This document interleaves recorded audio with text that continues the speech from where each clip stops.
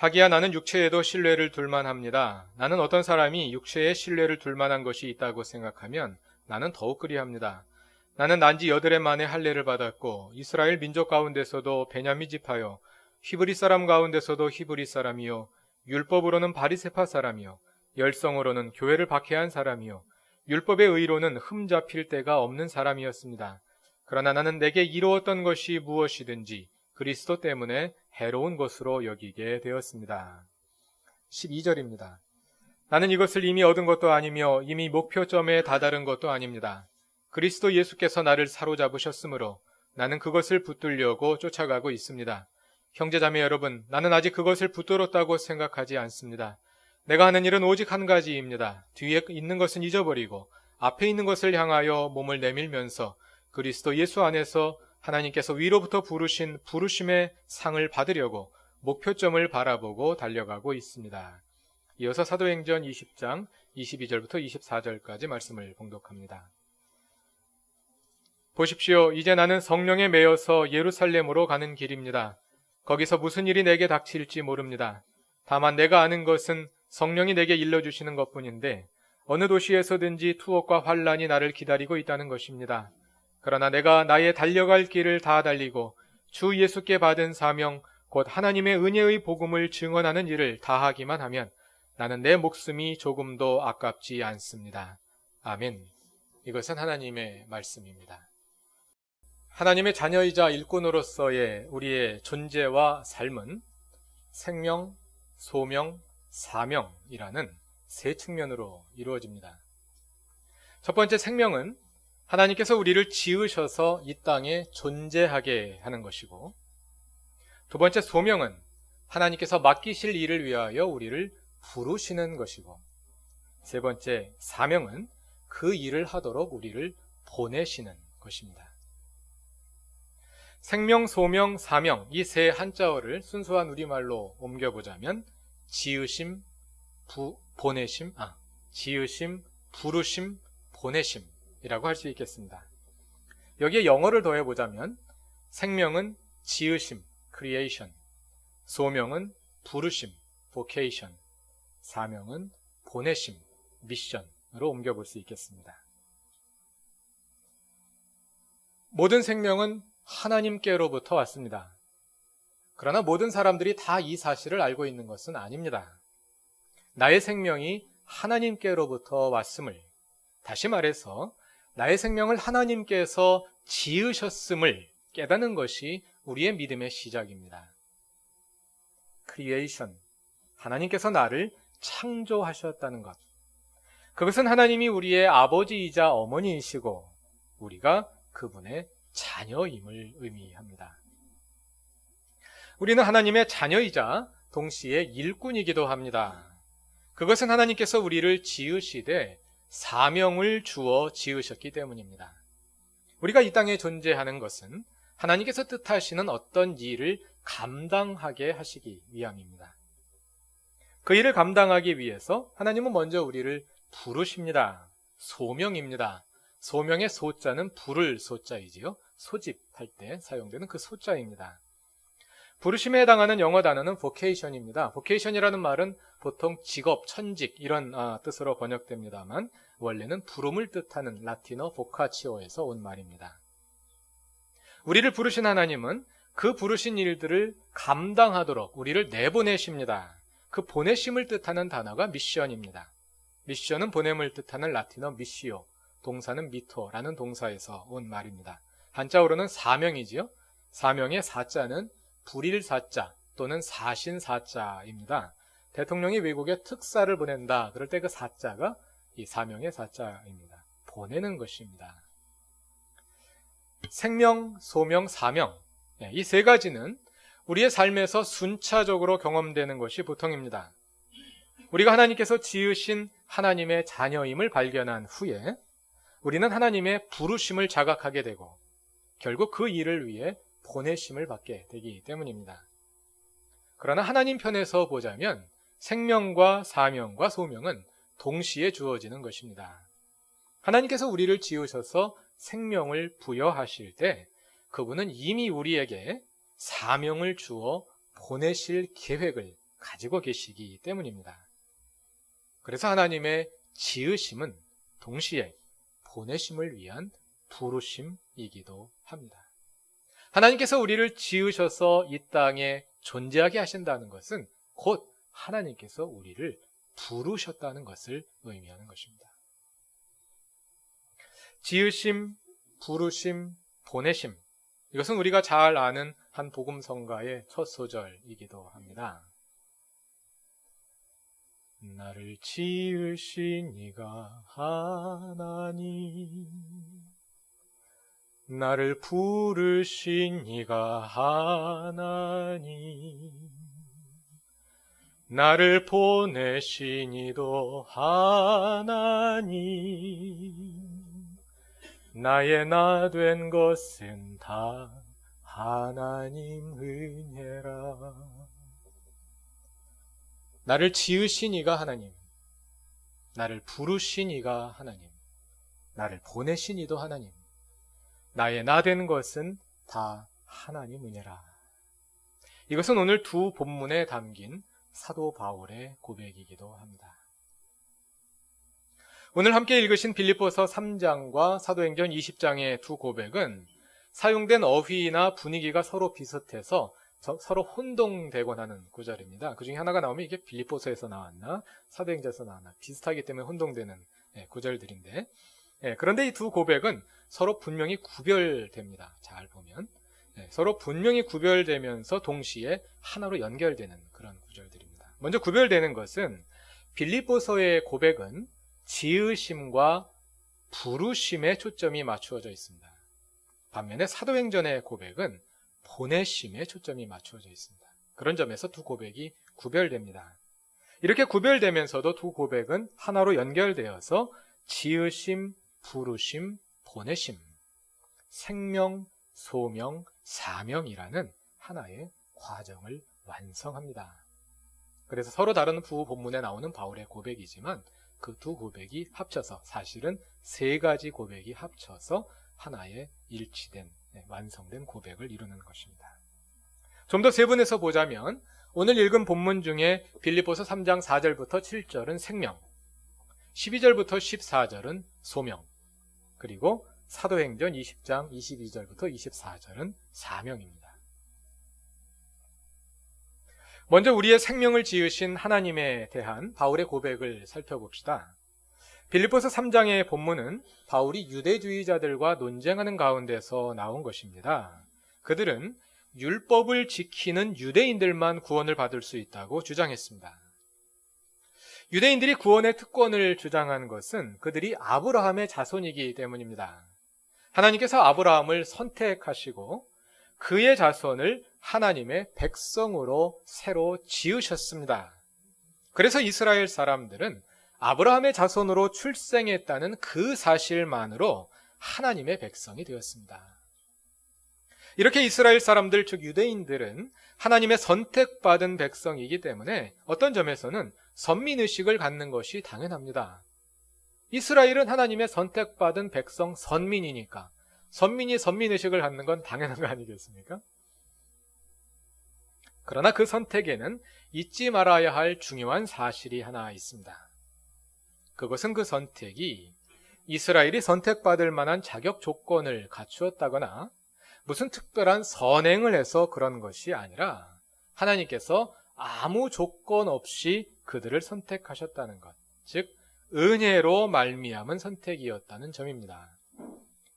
아브라함의 선택, 부르심을 기술하고 있는 사도행전 12장을 보면 또 그 앞에 있는 11장을 보면 아브라함에 대한 이야기가 나오는데 아브라함이 부르심을 받을 만한 어떤 조건을 갖추었는지 아니면 어떤 착한 일을 했는지에 대해서는 전혀 서술하지 않습니다. 그냥 아브라함이 데라의 아들이고 하란의 아들이고 아버지와 함께 하란으로 이사 갔다가 거기서 부르심을 받았다. 그 내용밖에 없습니다. 하나님께서 일방적으로 아브라함을 선택하신 겁니다. 그러나 선택받은 하나님의 백성의 역사가 이어져 내려오면서 유대인들 사이에는 심각한 오해가 생겨나고 또 고착화되었습니다. 그것은 아브라함의 자손이라는 그들의 혈통이 구원을 보장하는 어떤 근거가 되는 양 착각하게 된 것입니다.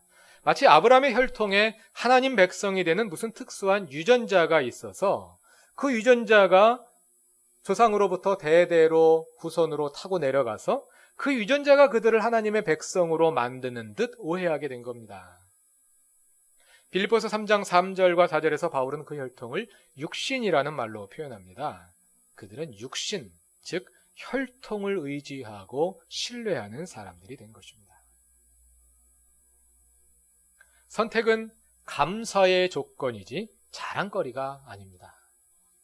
그러나 유대인들은 그 은혜를 특권으로 변질시켜 하나님의 선택을 배타적 선민의식의 근거로 만들어버렸습니다.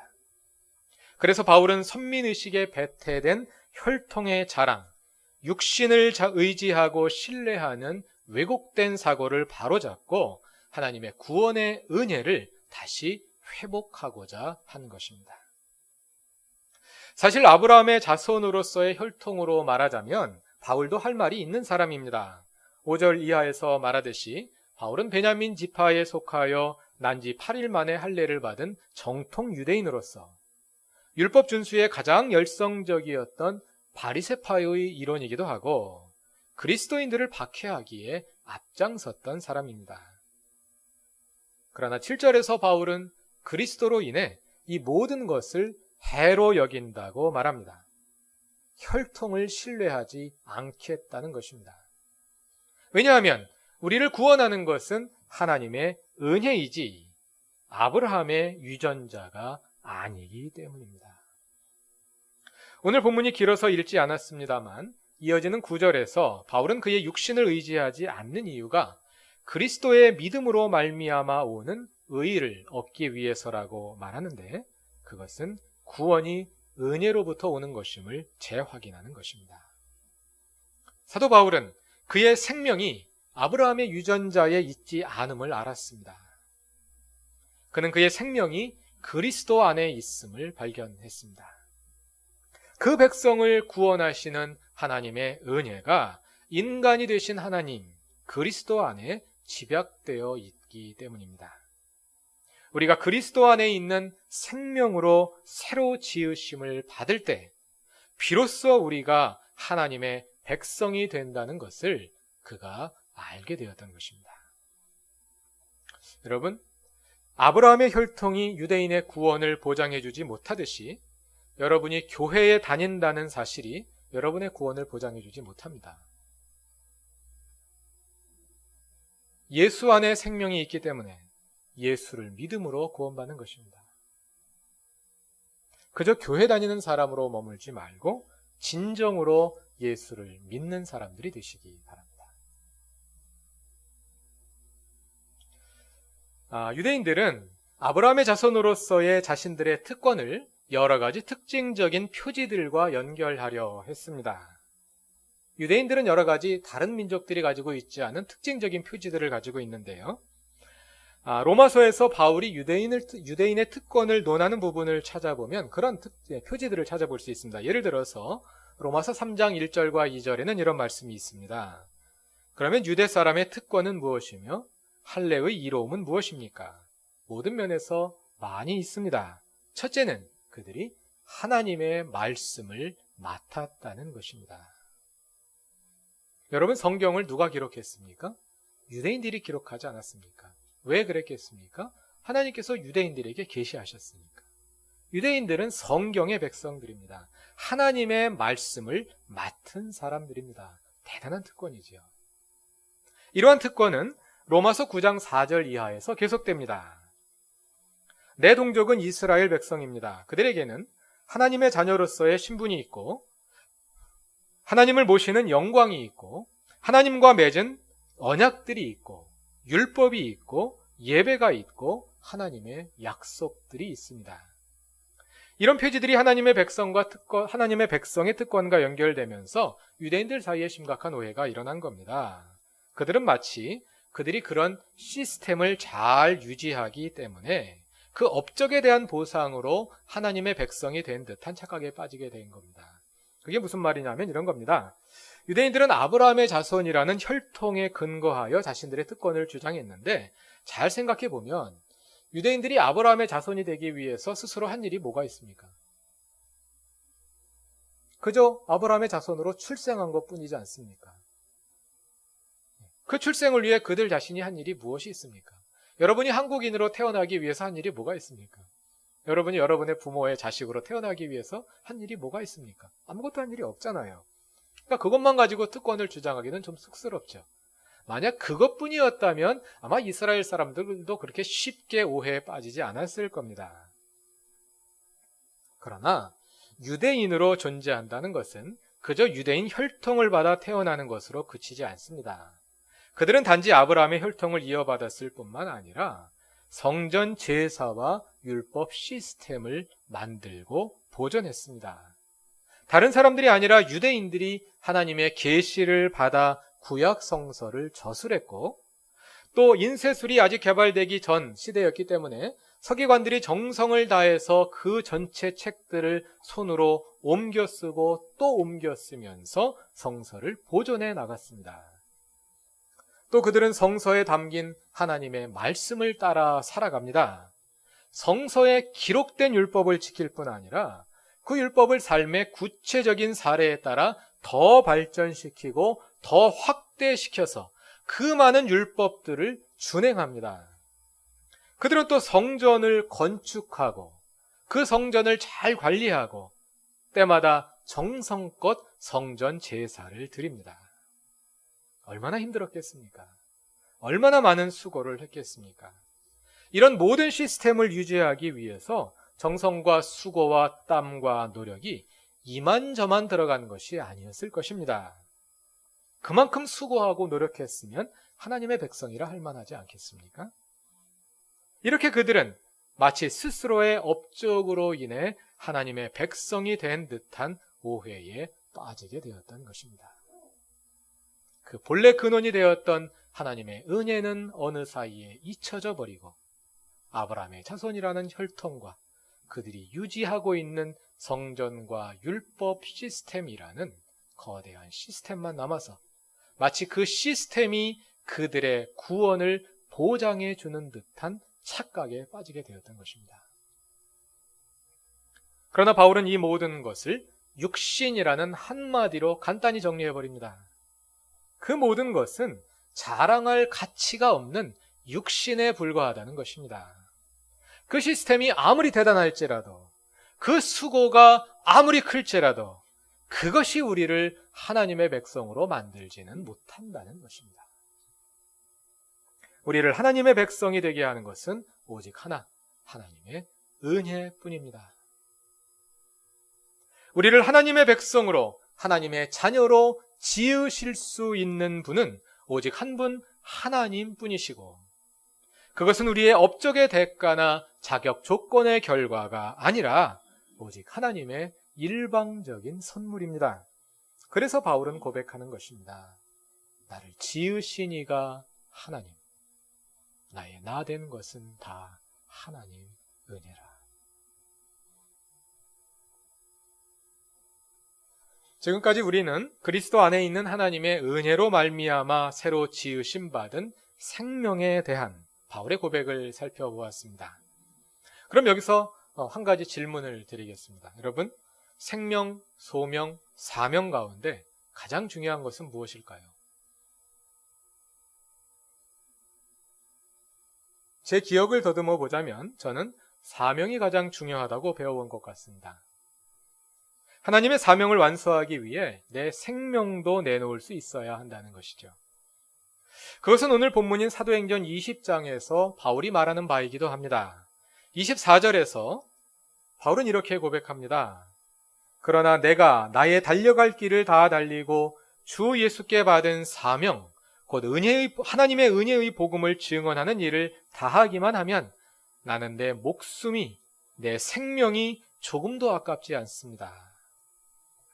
바울은 사명을 완수할 수만 있다면 그의 생명이 조금도 아깝지 않다고 말합니다. 이것은 보냄받은 일꾼의 가장 완숙한 모습을 보여주는 것이라 할 수 있겠습니다. 그러나 바울의 이 고백이 어느 날 갑자기 나온 것이 아닙니다. 거기에는 생명과 소명과 사명의 과정이 있었습니다. 그 과정을 압축해서 보여주는 것이 빌립보서 3장 10절과 11절입니다. 오늘 본문이 길기 때문에 이 부분은 건너뛰고 앞뒤 구절들만 읽었습니다만 사실은 생명과 소명과 사명을 하나로 연결하는 원리가 여기에 들어 있습니다. 빌립보서 3장 10절과 11절을 다 같이 읽어보겠습니다. 내가 바라는 것은 그리스도를 알고 그분의 부활의 능력을 깨닫고 그분의 고난에 동참하여 그분의 죽으심을 본받는 것입니다. 그리하여 나는 어떻게 해서든지 죽은 사람들 가운데서 살아나는 부활에 이르고 싶습니다. 바울은 본래 열성적인 유대주의자로서 그리스도인들을 박해하는 데 앞장섰던 사람이었습니다. 그러나 그가 그리스도 안에 있는 생명을 발견했을 때 그의 삶은 완전히 바뀌었습니다. 이제 바울에게서 나의 나 된 것은 그리스도를 인함이고 그 모든 것은 하나님의 은혜였습니다. 그래서 바울은 그 생명의 근거이신 예수를 바로 알고 그를 본받기 원했습니다. 억지로 그리한 것이 아닙니다. 너무 좋았기 때문입니다. 마치 우리가 젊은 시절에 좋아하는 가수가 있어서 그 가수가 앨범을 취입하면 있는 대로 다 사서 모으고 악보도 사서 모으고 그 사람의 일거수일투족을 다 알고 싶어하고 따라하고 싶어하고 머리 모양도 따라하고 옷도 따라하고 행동도 따라하고 어눌한 말투까지 따라하고 이러던 시절이 있었던 것처럼 바울은 그리스도에게 빠져서 그리스도 안에서 생명을 발견했기 때문에 그 그리스도가 너무 좋아서 그냥 그리스도의 일거수일투족을 다 따라하고 싶은 겁니다. 그토록 되고 싶은 마음이 너무 간절하여서 그리스도에 관련된 모든 사실들, 그리스도의 존재의 모든 측면이 그에게는 본받고 싶은 모델이 되었던 것입니다. 바울은 그리스도를 알되 무엇보다도 그분의 부활의 능력을 깨닫기를 원했습니다. 그런데 부활을 알기 위해서는 죽음을 알아야 하지 않습니까? 그래서 그분의 죽으심을 본받아 그의 고난에 동참하기를 원했습니다. 바로 오늘 찬양대가 찬양했던 그 노래처럼 죽음이 있어야 부활이 있기 때문에 부활을 경험하고 싶어서 바울은 그리스도의 죽음을 경험하고 싶은 겁니다. 죽어야 부활하고 싶기 때문에 바울은 죽어보고 싶은 겁니다. 그리스도의 죽음을 본받아 십자가를 지고 그의 길을 따르고 싶어서 안달이 나서 어쩔 줄을 모르는 겁니다. 그것이 바울의 고백이었습니다. 그에게는 그것이 부르심이었습니다. 그래서 바울은 12절부터 14절에서 이렇게 고백합니다. 나는 이것을 이미 얻은 것도 아니며 이미 목표점에 다다른 것도 아닙니다. 그리스도 예수께서 나를 사로잡으셨으므로 내가 그리스도 예수께 완전히 매혹되어 버렸다는 뜻입니다. 사로잡혀 버렸어요. 바울의 뇌리 속엔 그리스도밖에 없습니다. 자나깨나 그리스도 생각이 나서 어쩔 줄을 모르겠는 겁니다. 사로잡혀 버렸어요. 완전히 매혹되어 버렸어요. 그래서 그것을 붙들려고 쫓아가는 겁니다. 형제자매 여러분, 나는 아직 그것을 붙들었다고 생각하지 않습니다. 내가 하는 일은 오직 한 가지입니다. 뒤에 있는 것은 잊어버리고 앞에 있는 것을 향하여 몸을 내밀면서 그리스도 예수 안에서 하나님께서 위로부터 부르신 그 부르심의 상을 받으려고 목표점을 바라보고 달려가고 있습니다. 바울은 생명의 근원이신 그리스도를 너무 알고 본받고 싶어서 그리스도의 고난과 그의 부활을 그의 삶에서 경험하기를 소원하는데 그것이 바로 그를 향한 하나님의 부르심이라는 것입니다. 어떻게 보면 너무 인위적인 거 아닙니까? 내가 하고 싶어서 하면서 그걸 하나님의 부르심이라고 하잖아요. 나의 생명과 하나님의 소명이 바울에게서 하나가 되어 있는 것입니다. 하나님께서 바울을 지으실 때 그 생명에 이미 소명이 담겨 있었습니다. 우리를 지으시는 하나님의 지으심은 하나님의 부르심이기도 합니다. 우리의 존재 자체가 하나님의 부르심인 겁니다. 그래서 바울이 그리스도 안에 있는 그의 존재를 발견했을 때 그것은 곧 그를 부르신 하나님의 부르심을 발견한 것이기도 했던 것입니다. 사도행전 20장에 나오는 바울의 고백, 곧 주 예수께 받은 사명을 완수하기 위해서는 그의 생명조차 아깝지 않다는 바울의 고백은 바로 이러한 부르심에서 나온 것입니다. 하나님께서 바울을 지으실 때 그 지으심에는 이미 바울이 하나님을 보내기 위한 부르심이 담겨 있었기 때문에 바울이 자신의 존재를 온전히 발견했을 때 그 존재 안에서 자신의 사명을 발견하게 된 겁니다. 생명으로부터 사명이 나오는 겁니다. 사명으로부터 생명이 나오는 것이 아닙니다. 사명이 생명보다 앞설 때 사명은 우리에게 짐이 되고 율법이 됩니다. 그러나 생명으로부터 소명과 사명이 나올 때 그 사명은 우리에게 기쁨이 됩니다. 왜냐하면 내 생명으로부터, 내 존재로부터 내가 간절히 원하는 그것이 나의 소명이자 나의 사명이기 때문입니다. 가끔가다 신학교에 보면 억지로 오신 분들이 많이 있습니다. 신학교 안 가려고 길을 쓰다가 이 일도 안 되고 저 일도 안 되고 다 안 되니까 신학교로 옵니다. 그분들은 사명에 대한 오해를 가지고 있어요. 사명이 뭐냐? 하기 싫지만 억지로 합니다. 하나님이 무슨 세디스트도 아니고 왜 하기 싫은 일을 억지로 시킵니까? 사명은 우리가 그 일 때문에 안달이 나서 어쩔 줄 모르는 것이 사명입니다. 왜냐하면 하나님께서 우리의 존재를 그렇게 만드셨기 때문이에요. 하나님께서 우리를 만드실 때 그 일에 쓰시려고 우리를 만든 겁니다. 그래서 우리가 그 존재를 온전히 발견하고 나면 그 일이 너무 좋아서 어쩔 줄을 모르는 거예요. 그것이 사명입니다. 여러분에게는 하나님의 어떤 부르심이 있습니까? 어떤 사명을 향하여 하나님께서 여러분을 부르십니까? 그것을 바로 알기 원하신다면 먼저 여러분에게 생명을 주신 하나님의 지으심에 집중하십시오.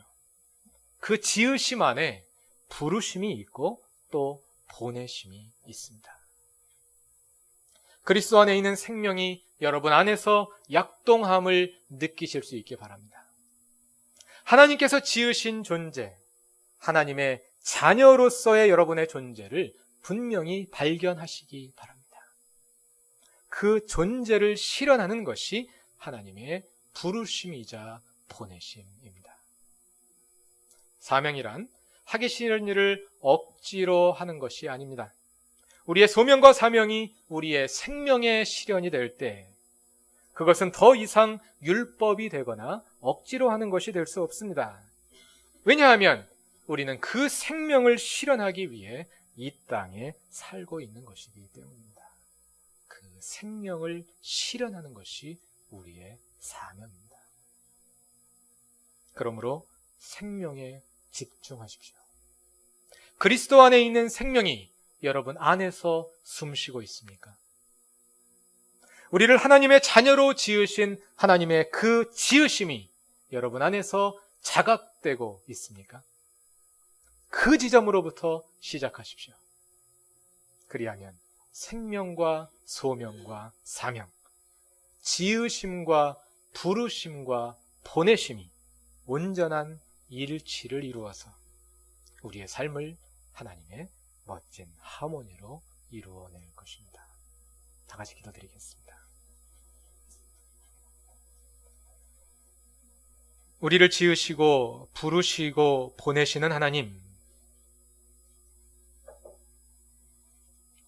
이 모든 과정이 다 하나님의 은혜입니다. 주님으로 말미암아 우리가 여기에 있고 주의 뜻으로 부름받고 또 보내심을 받아 주님께서 주신 일들을 감당하며 살아갑니다. 우리의 삶의 의미이며 동기가 되시는 주님, 우리가 감당하는 모든 일들이 생명과 소명과 사명의 온전한 일치를 이루어 하나님의 기쁨이 되며 또한 우리의 기쁨이 되게 하옵소서. 나의 나 된 것은 다 하나님 은혜라. 감격의 고백 속에 생명의 삶을 살아가게 하옵소서. 예수님의 이름으로 기도드립니다. 아멘.